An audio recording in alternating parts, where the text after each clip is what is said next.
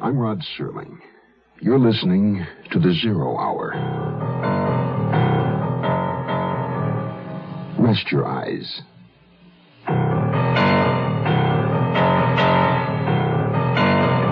Exercise your imagination. This week, Bill S. Ballinger's best-selling novel, The Pursuit of a Damned Couple. The wife of the red-haired man. Starring Patty Duke-Astin, John Astin,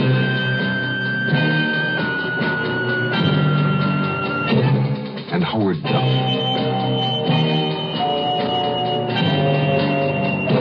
In Elliot Lewis's production of The Zero Hour.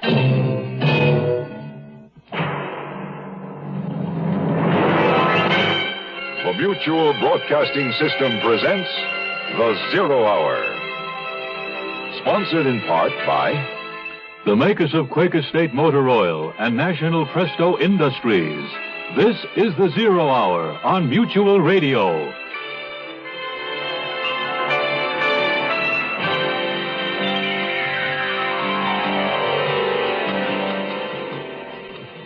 Hugh Rohan, supposedly killed in Vietnam, returns after an absence of 7 years to find his wife remarried to Albert Turner.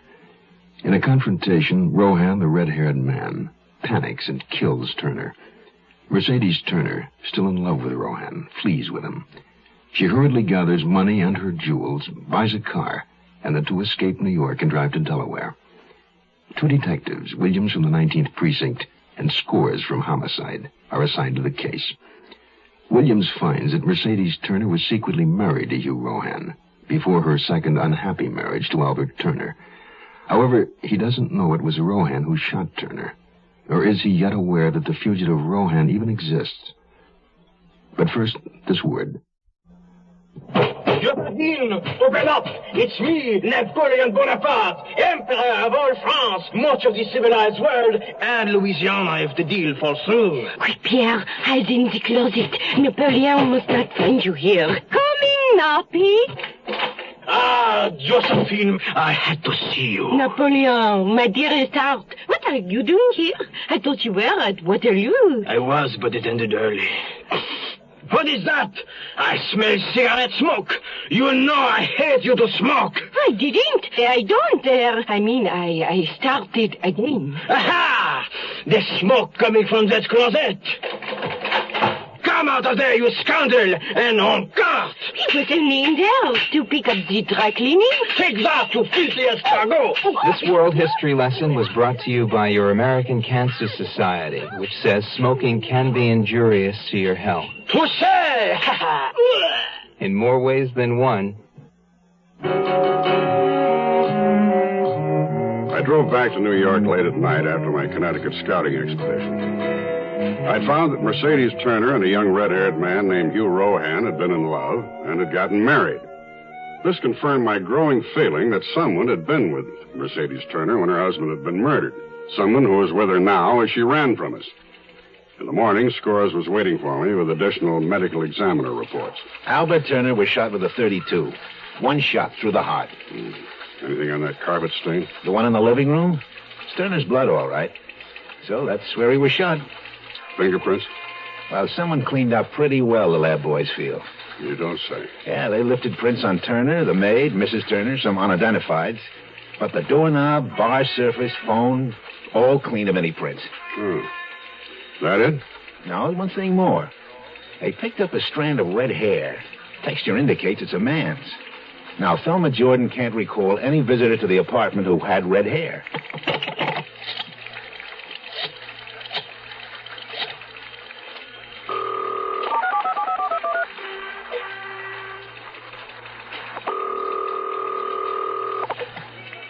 Hello? Miss Battles? Yes? This is Detective Williams from the New York City Police. I spoke to you yesterday. Mr. Williams, the paper says murder. You didn't say anything about murder. Mrs. Battles, tell me, after Mercedes' father annulled her marriage to Hugh Rohan, what happened to Rohan? The war happened. He went to Vietnam. And what then? I don't know. I guess he got killed over there. Why do you say that? Because Mercy loved you, no matter how her father felt. If she remarried, it was because Hugh Rohan was killed in the war. All right, Miss Battles. Thank you for your help. We found a strand of red hair belongs to a ghost. Yeah, right. On the phone yesterday, you said she went to the bank first thing in the morning. Mm-hmm. Withdrew $4,500 cash. Collected maybe $50,000 in jewels from her safe deposit box.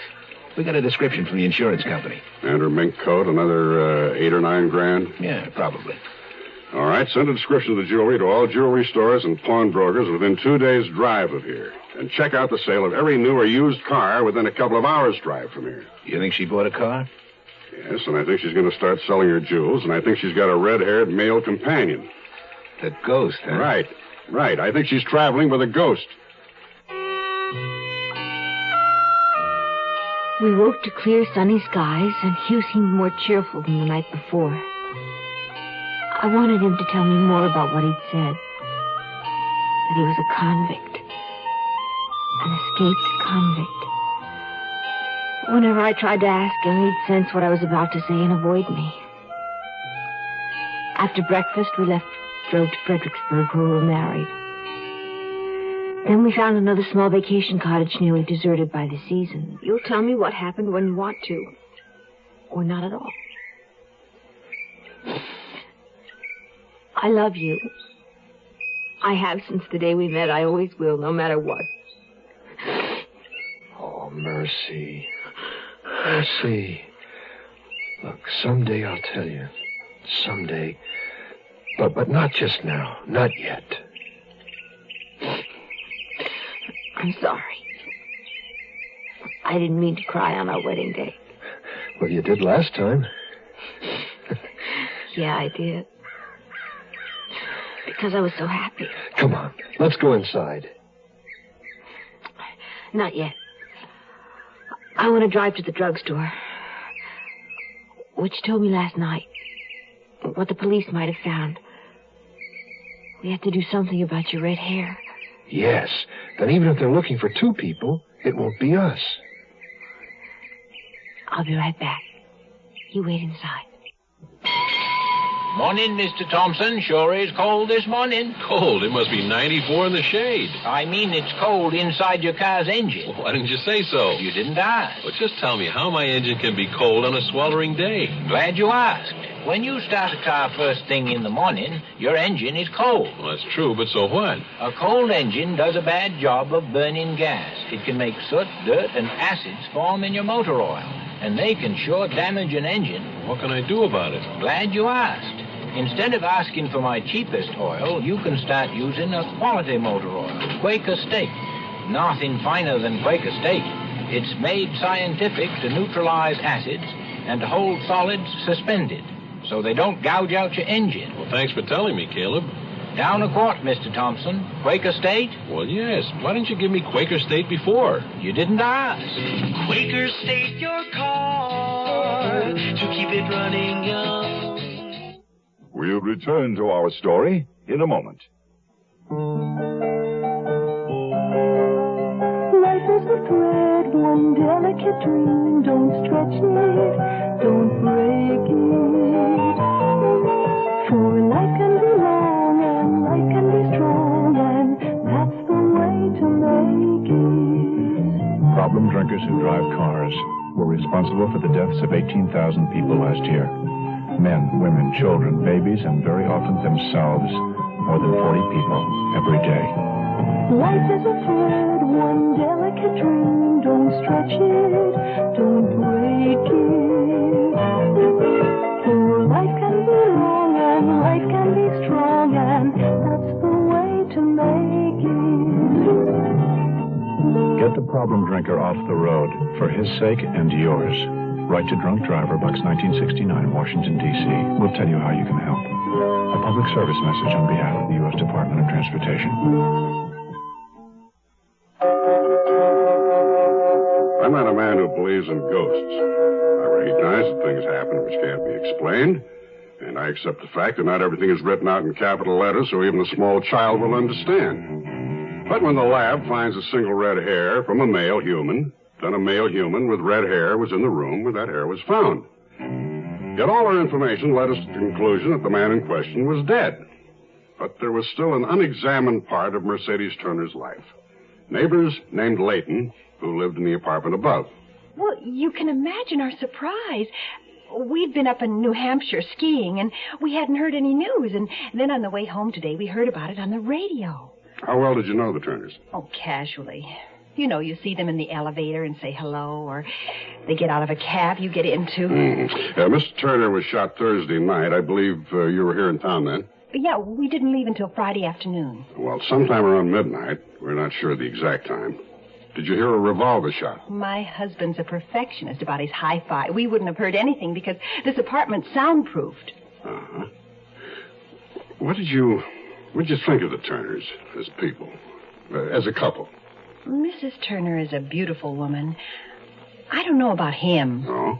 Polite enough in the hall and lobby, but I never really liked him. Had a feeling he could be pretty unpleasant if he wanted. On the day of the shooting, or that night, did you see any strangers around the building? Oh, in New York, everyone's a stranger. How do you remember them? Only if they're acting suspiciously or if someone's different. For instance, last Thursday in this neighborhood, did you see a man with red hair? Real red hair. Well, yes, I saw him. What was he doing? Walking down East Vanders in the rain. That's all, just walking and looking around as if he were searching for an address.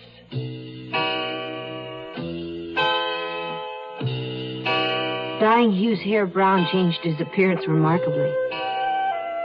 But very subtly, his attitude had also begun to change. Perhaps it was because my memories were of a younger, more innocent time, when the future was spread safely before us, ours for the taking. But by the time we left Fredericksburg, he'd become shifty, suspicious. I was driving. Where are we headed? Richmond, Virginia. Why didn't we stay where we were? What was wrong with Fredericksburg? We can't stay in one place too long, and we're too close to New York, and we need money. What's needing money got to do with driving to Richmond? I have to begin selling my jewelry, Hugh. I don't want to do it in the same town where we were married. You're smart. I worked, you know, while you were gone.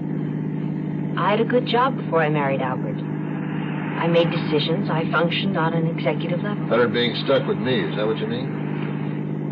No, that's not what I mean. I love you. You know that. You must know that. Why else are we together? We're going to stay together. I'll take care of anyone who comes between us again.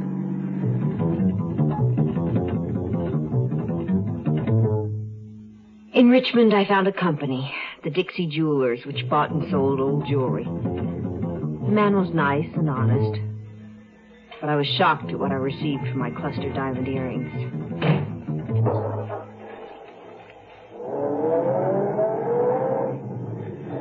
How much did you get? $600. They were insured for $3,500. Where are we going now? You decide. You tell me where you think we should go. Mexico? We can get into Mexico and live there together. They'd never find us. Do you speak Spanish? No. Well, I don't either. You'd be terribly conspicuous. Well, then you decide. You pick a place. Just so we're together, that's all I want.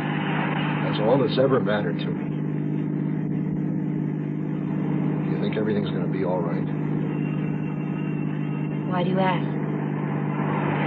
Aren't you sure? I don't know.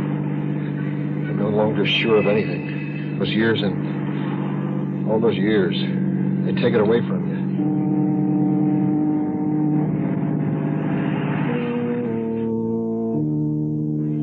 Police work takes a lot of sweat and a bit of luck. We got our first break because New York, New Jersey, and Connecticut cooperate closely on car information. A woman answering Mercedes Turner's description had bought a used car in Jersey City, Jersey plates. When we checked out the name and address she'd given for transfer of title, we found there was no such person and no such address. A teletype to the Delaware State Bridge Authority brought us further information. The trooper remembered the car because it was driven by a man with flaming red hair.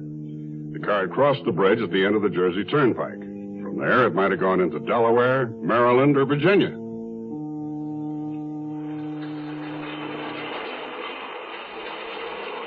Put out the car description and the Jersey plate numbers. Good. So there really is a red-haired man, huh? No ghost, a real live person. Hugh Rohan. I checked the registrar at his college. Annixter? Right. Got his records. Applied for entrance 1964 pre-med. Excellent grades, high school, Germain, Illinois. Lacking credits in Latin and chemistry, admission denied. Which isn't unusual for students from small-town high schools. Well, how'd he make it up? Tutoring, usually. And that's what happened to Rohan, huh? No, didn't have the chance. Wasn't in school, so he was eligible for the draft. Oh, lousy. Instead of going to Annixter, Rohan went to Vietnam. Some gifts don't do anything, but Presto gifts do almost everything. Presto gifts, they do things for a woman. Give her the famous Presto pressure cooker. It'll cook a surprising number of things for her surprisingly fast. 3 times faster than pots and pans. Presto gifts, they do things for a woman. Give her Presto's jumbo fry pan. Big enough for a complete dinner for 8. And the handles are removable, so it's easy to clean and store. Presto gifts, they do things for a woman. Give her an easier way to broil. The brand new Presto vertical broiler broils both sides at once, then comes apart for easy cleaning. This year, give the gifts that do almost everything. Give Presto gifts. Presto gifts, they do things for a woman. The Zero Hour continues after this. Once upon a time, there was a beautiful forest where everything was all lovely and green and peaceful. Sunlight fell in ribbons of daylight through its trees. Birds flew in a quiet air above it. Deer and rabbits found secret hiding places to play, for it was truly a beautiful place. And then one day, into this beautiful emerald forest, a new creature came, a creature called man. And man brought with him fire to warm him against the night. Only with his fire, man did not bring caution, and the fire got away from him suddenly. And the beautiful forest was no more. And yet there might easily be a different ending. For if man is careful with his fire, he need never say, once upon a time, there was a beautiful forest.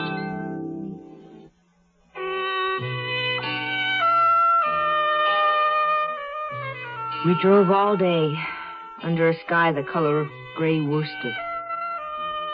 Occasionally the wind tore narrow rifts through the overcast for a watery sun to peek through. We stayed that night at a motel. Our room was as impersonal as a rented locker. We tried having a drink to help us forget everything that had happened. It didn't work. Are you sorry you came? No. I had to come. You can't be sorry for what had to be.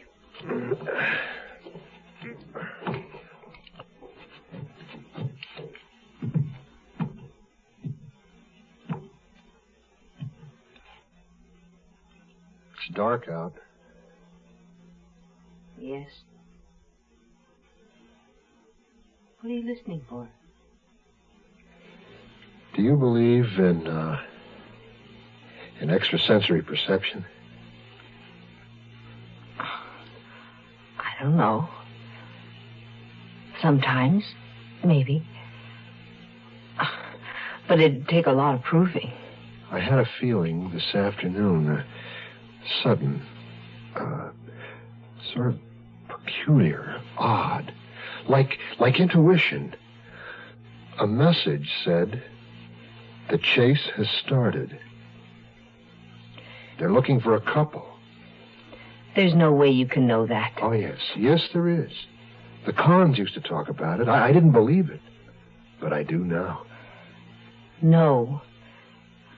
There's no way you know that's true. It's like telepathy. As if some cop's thoughts are being transmitted to me. Not all the time. Just now and then. Just a little bit. Now and then.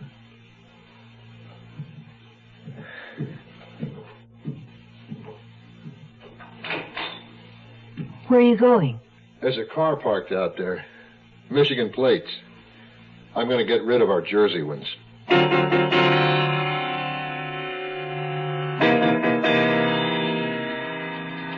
Here are the records and Rohan's prints from his Army induction. Disappeared on a patrol in Vietnam in 1965. Missing in action, presumed dead. We get anything on our wanted flyers? I think we did, Will. A couple of days before Albert Turner was shot, 3 cons broke out of Bodo prison in Canada. Now, 2 of them were recaptured, but one is still at large. And that one's got red hair. What name? John Red Cargill.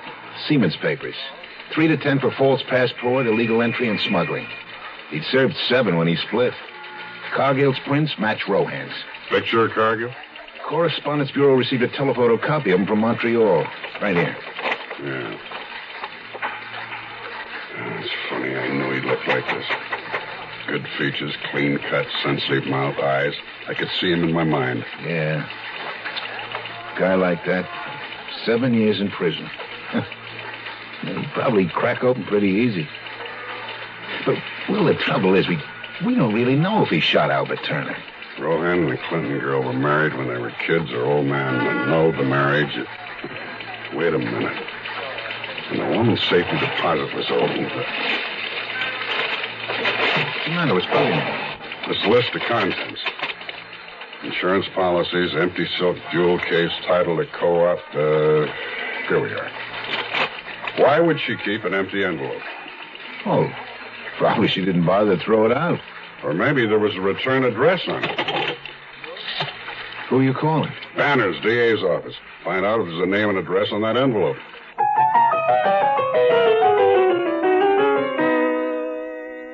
We didn't stop again until we reached Kansas City. We had run from the Atlantic to the Midlands. Hugh's mood varied from moment to moment. Sometimes he was cheerful and optimistic, and I had hopes, against my better sense, that perhaps something would work out for us. But then he'd plunge into gloom and despair. And try as I might, I could see no future for us except to run until we were caught. Perhaps he felt the same way in that tiny Kansas City hotel room. Oh, Hugh, please put that gun away. I need it. Reminds me of prison. What I may need to do so I don't go back there. You have to get rid of it. It's direct evidence. I won't let matters get that far. Why did you marry Turner? I told you why. You were gone so long. I tried to convince myself that I didn't love you anymore. But the moment you came back, it was the same way it had always been. Isn't that enough? But now you're... What do you think? What are you thinking? That I'm different? That I'm not the same? We've both changed, darling. I no longer know what you think or feel either. Both of us together, possibly we can make one whole person.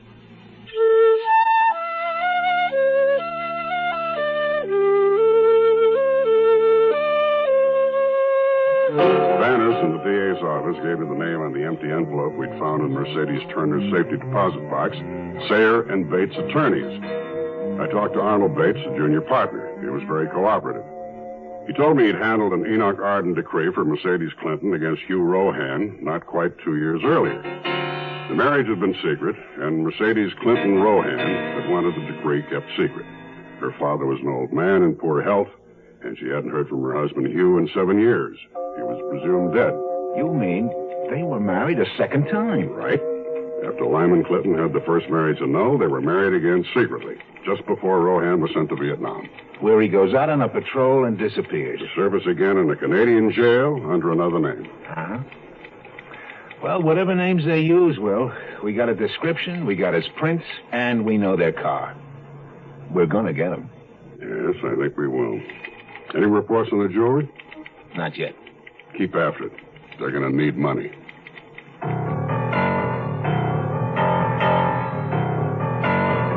During the day. For tonight, the temperature for Kansas City and vicinity should dip to 39 degrees. It will be cloudy tomorrow with a chance of snow flurries. How long are we going to stay here? Oh, another day or so. Gotta move on. Get out of the country. We need money to do that. Hugh, don't the police get reports on pawned articles? Yeah. So I've heard. Instead of pawning my things, I'll run an ad in the paper and sell them myself. That's dangerous. No, I don't think so. Kansas City is a big place. The police won't pay any attention to a newspaper ad. And then we'll move on? Yes. Hugh, I promised I wouldn't ask you about prison, and I'll keep that promise. I don't want to talk about it. But we must get out of the country. To do that, we'll need passports. Well? Do you know anyone? Someone who could get us passports? In prison, I knew... We have to leave the country. Yeah. Yeah. I know someone who might. But, it's expensive. We'll get the money. We have to buy passports. I think we've run as far as we can.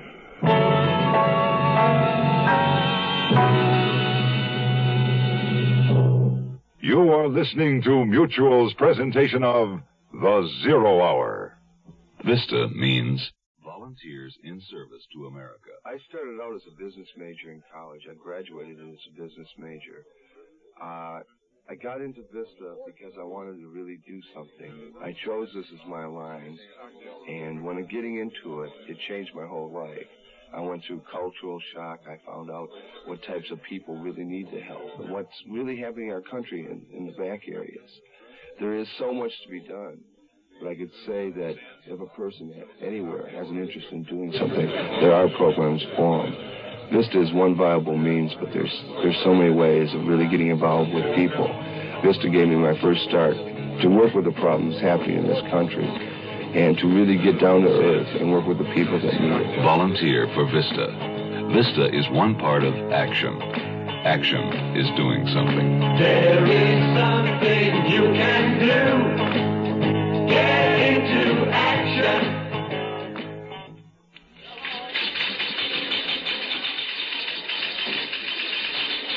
There's a disease in business today we might call spiritual schizophrenia.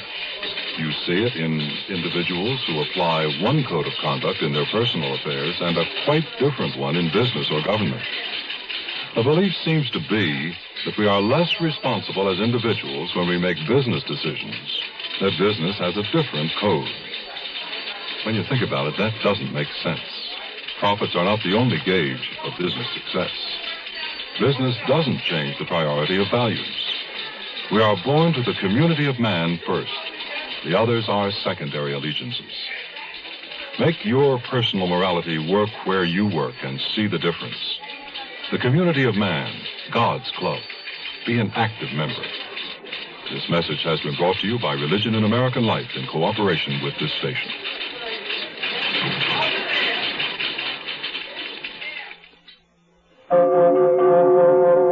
Tomorrow at this time, rest your eyes and listen here to this week's continuing study in suspense, The Wife of the Red-Haired Man. I'm Rod Serling. Today's episode brought to you in part by Quaker State Motor Oil and National Presto Industries. This is the Zero Hour on Mutual Radio.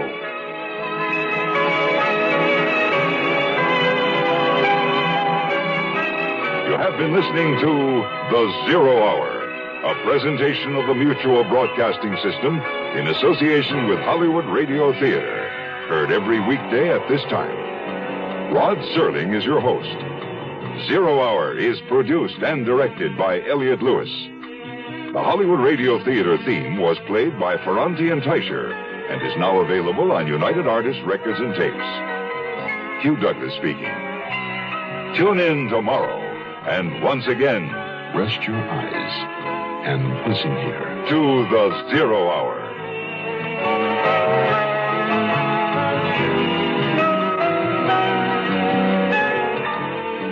This is the Mutual Broadcasting System.